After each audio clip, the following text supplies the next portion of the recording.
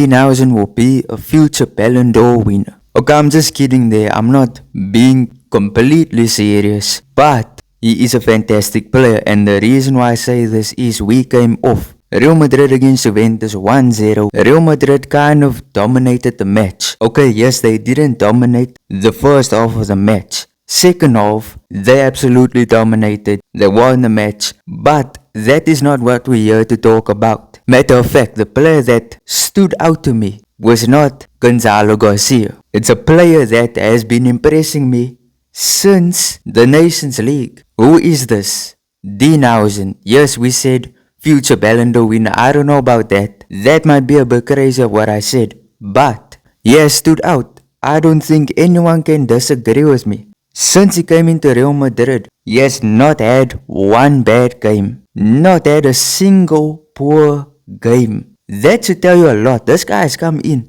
playing with a lot of confidence, controlling the games. Seriously controlling the games, controlling the tempo of games. And when you hear these type of things, you thinking, is he a midfielder? That is the question that I think about every single time I watch him. I'm thinking, is this a midfielder? And this is a comparison I'm gonna make, and you guys might think that I am overhyping him, or even worse, glazing him.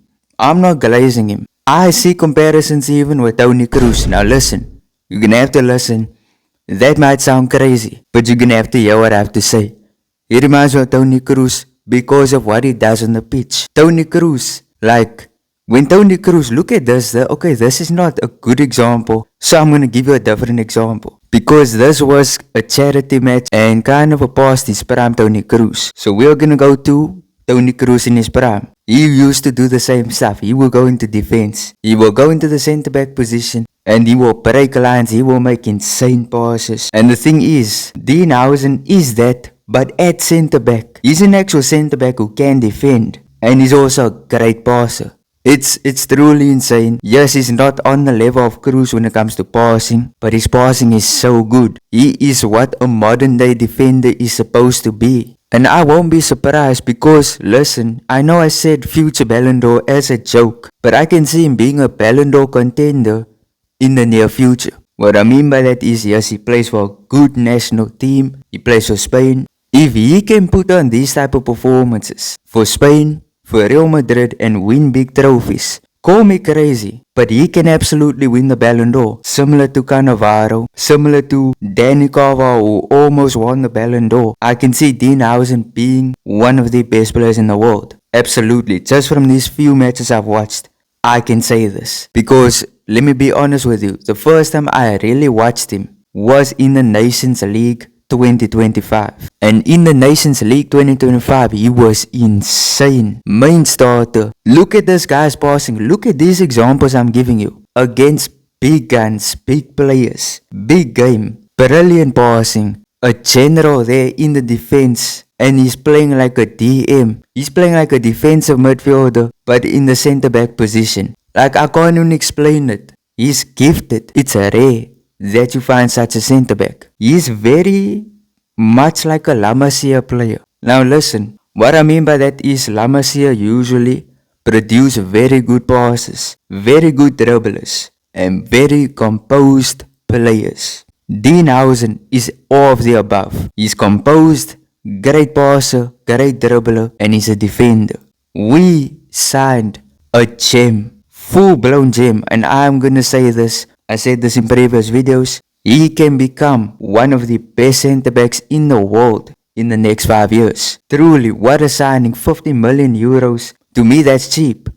When it's all said and done, in the next 5 years, we're gonna look back at 50 million euros as extremely cheap. Like, people will even label Van Dijk's move to Liverpool, in which it was 70 something million.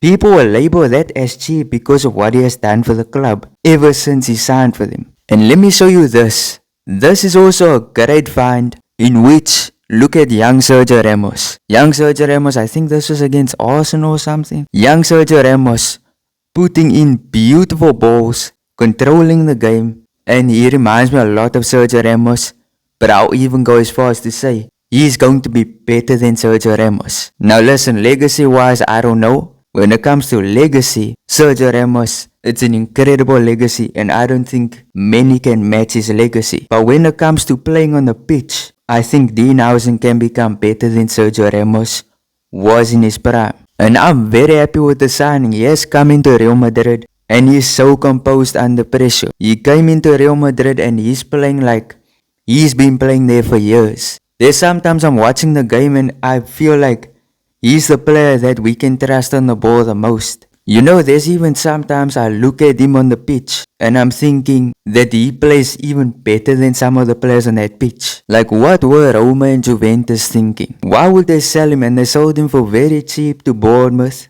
And then Bournemouth sold him arguably also for cheap to Real Madrid. I think the teams that had him overall fumbled him. Like, they fumbled. But either way, we go on from Dean Huijsen and we now speak about the other players in Real Madrid who played well against Juventus. Let's speak about Arda. We are seeing the evolution of Arda live in action. He controlled that game. He's the player that every player passes to. And I remember just about a few months ago, he was a player that the people didn't want to pass to. The other players did not want to pass to him. Now he's the first player that the players pass to. You will see Rudiger get on the ball. Who is he going to pass to? He passes immediately to Arda. And that goes the same with all of the players. He controls the games, he's the playmaker. And it's so good to see him finally shine under Xabi Alonso. Finally shine in Real Madrid. We all saw this coming. Who didn't see that he would become such an important player for Real Madrid? Another player that I want to speak about is Gonzalo. Now listen, he's insane. He has been scoring a lot. And yes, Mbappe's back. I think Mbappe's going to become a starter now. Gonzalo's going to be on the bench. But with Gonzalo, I felt with his performance, yes, he did some good things, but he didn't do a lot. And if he didn't score the goal, I would arguably say he was mid in the match. But his goal took his performance up there. Gonzalo, what a player we got, and he's gonna be the backup striker. Absolutely, why would you sell this player after he performed so good?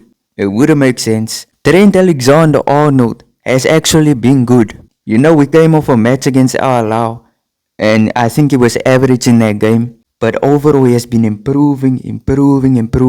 His defensive ability is still a bit shaky, but his passing is what is keeping him in the team. The only players that I've seen put on the passes that Trent puts on are players who have retired already. Either retired or I'm watching old comps of the 2000s or the 19s. Like, Trent's passing is on that level. Kylian Mbappé is back. You know Kylian, he started from the bench and he was sitting on that bench. He came up in the 65th minute or the 67th minute. He came up and the crowd was going crazy.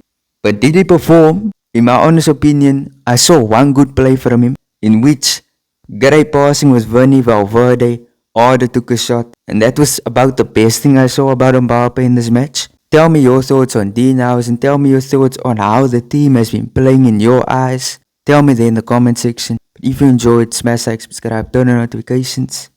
Peace.